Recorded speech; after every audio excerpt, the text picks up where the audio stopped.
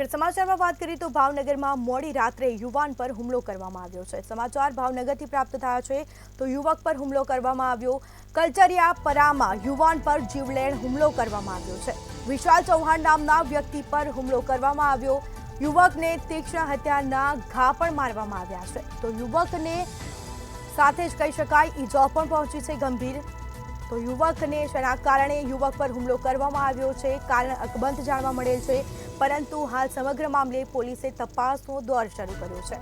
તો યુવકને ઉપર જેના કારણે હુમલો કરવામાં આવ્યો છે તે કારણ હજી સુધી સામે આવ્યું નથી, તો પોલીસને પણ જાણ કરવામાં આવી। સમગ્ર મામલે પોલીસે તપાસનો દોર શરૂ કર્યો છે।